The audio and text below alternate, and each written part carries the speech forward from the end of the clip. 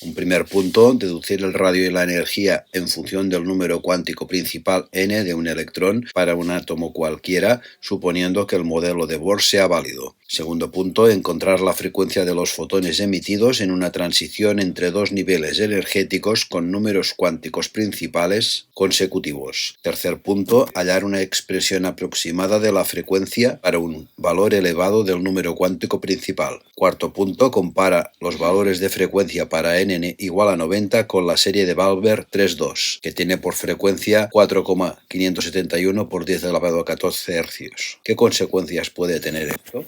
En el primer apartado comenzaremos por el radio. Necesitamos el primero y el segundo postulado de Bohr. El primer postulado que afirma que la energía electrostática es la fuerza que actúa, por lo tanto, como es un movimiento circular, es igual a la fuerza centrípeta. Y el segundo postulado afirma que el momento angular es mvr. Para un movimiento circular está cuantizado en múltiplos de h barra. De la expresión del segundo postulado despejamos la velocidad, que nos da nh barra partido por mr.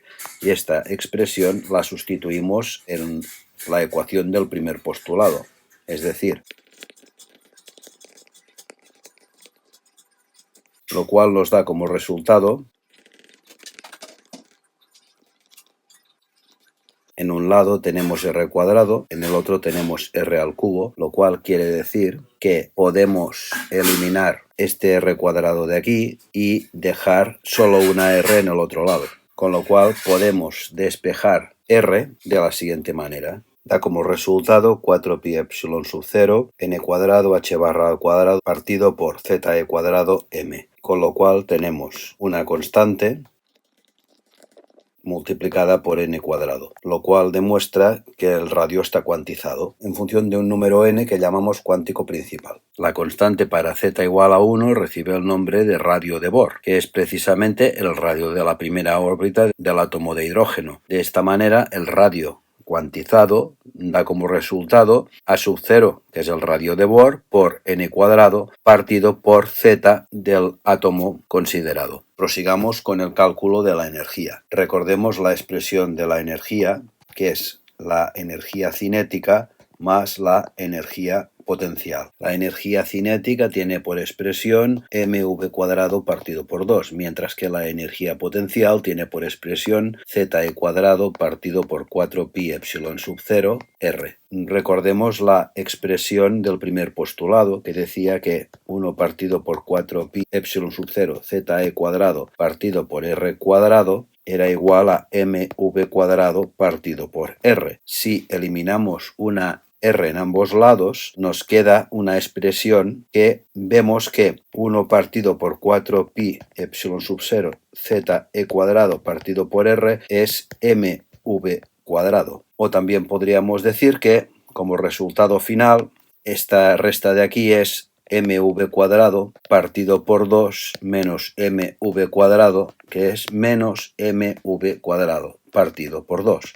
Lo cual da como resultado que la energía potencial en función del radio es menos ze cuadrado partido por 8pi debido al factor 1 medio epsilon sub 0 r. Y aquí sabemos que el radio está cuantizado, con lo cual podemos sustituir la expresión del radio cuantizado y esto nos da la expresión de la energía cuantizada, que vemos que es inversamente proporcional a n al cuadrado. Dado que depende de n, que recordemos es el número cuántico principal, esta energía también está cuantizada. La expresión marcada de color verde recibe el nombre de energía del estado fundamental del átomo de hidrógeno, con lo cual esta energía que acabamos de calcular es menos z cuadrado E sub 0 partido por n cuadrado. Para encontrar la frecuencia de los fotones emitidos en una transición entre niveles energéticos consecutivos, debemos aplicar el tercer postulado, que indica que la diferencia de energías se emite en forma de fotones de energía h-nu, donde nu es la frecuencia. En este caso, pues tenemos que aplicar la fórmula que hemos deducido en el apartado anterior, sustituyendo el número cuántico principal por n más 1 y n.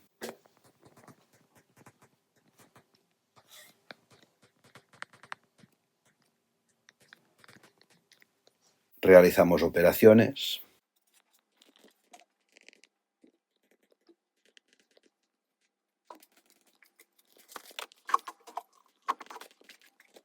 Terminamos de hacer las operaciones y da z cuadrado e sub 0, en el numerador da 2n más 1 y en el denominador da n cuadrado n más 1 al cuadrado. Para la frecuencia emitida tendremos z cuadrado e sub 0, 2n más 1 partido por h n cuadrado n más 1 al cuadrado. Si tenemos un valor elevado del número cuántico principal, resulta que 2n más 1 aproximadamente es 2n, n más 1 aproximadamente es n, con lo cual la expresión para la frecuencia es z cuadrado e sub 0 por 2n partido por h n cuadrado n cuadrado. Simplificando nos da como resultado 2z cuadrado e sub 0 partido por h n al cubo. Es decir, la frecuencia es inversamente proporcional al cubo del número cuántico principal. Ahora tenemos que comparar la frecuencia para n igual a 90 con la frecuencia para n igual a 2. Calculemos en primer lugar la frecuencia para n igual a 2.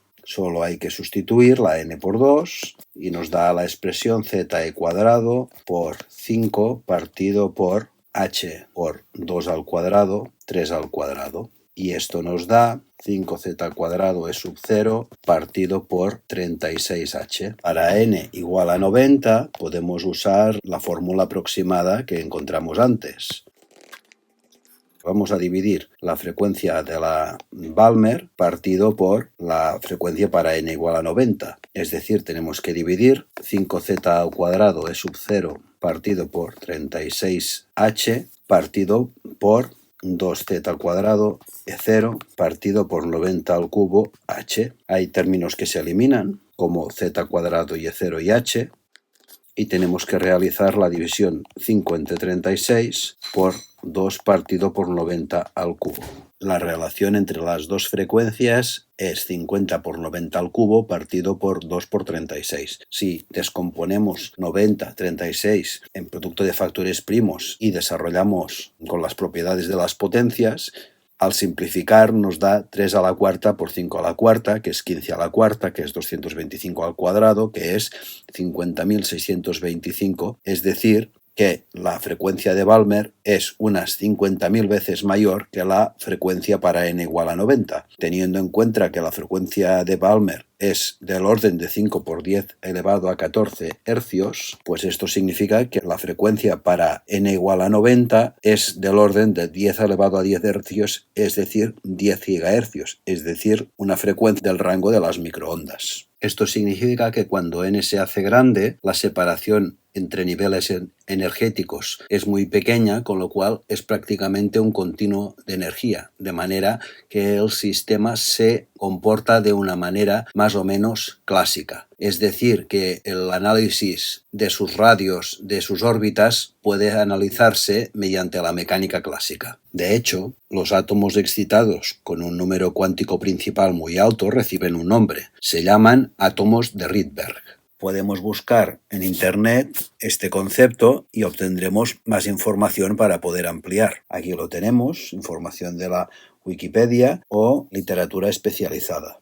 Aquí tenemos información sobre los átomos de Rydberg, en qué aplicaciones son útiles.